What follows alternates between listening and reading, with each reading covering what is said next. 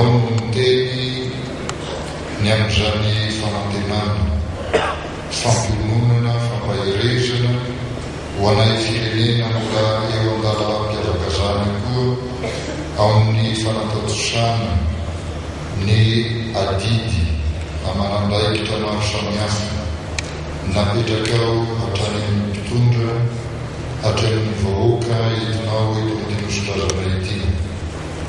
Ianao ilay tompo Andriamanitra nanay izany fanantenana izany tamina nomezanao amin'i Jesosy Kristy zanakao ilay maty voaomby teo amin'ny azo fijaliana ary mitsangana tamin'ny maty mamelona ny fanantenana eto amin'ny fijoronao na teo anatrehany fianakaviana na teo anatrehany vahoakanao maro tafavoeto dia isehonao ho tompon'izany fanantenana zany amin'ny firenay dia mametraka ny firenay manontolo eo ampelatananao tompo amaginao ny vahoaka gasy rehetra amin'izao fotoana izao hiala amin'ny faharatsiana sy ny zavakoana rehetra ka hitoky aminao izay tompony firenay sy ny fanantenanay ny firena mandrakizay izay efa nomenao anay ny fandraiseny zanakao la hitokana ny heriny maizina ny heriny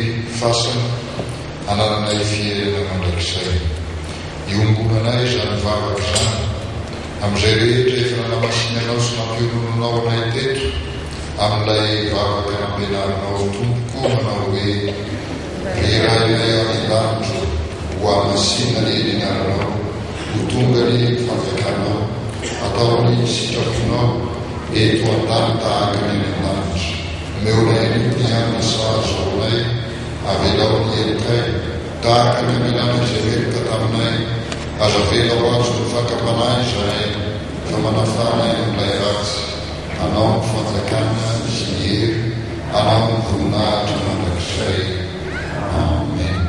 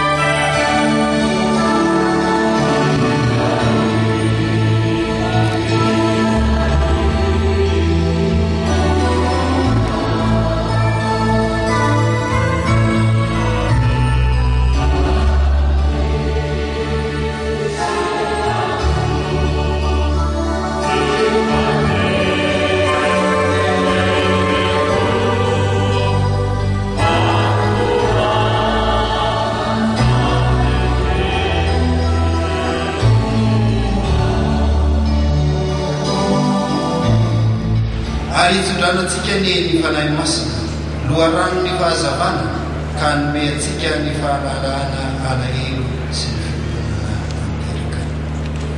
Amen. dia eo mpitsanganana ho ataontsika hira any an-tanytranona fonena dimy voalohany sy fahatelo ao amin'ny fandarana.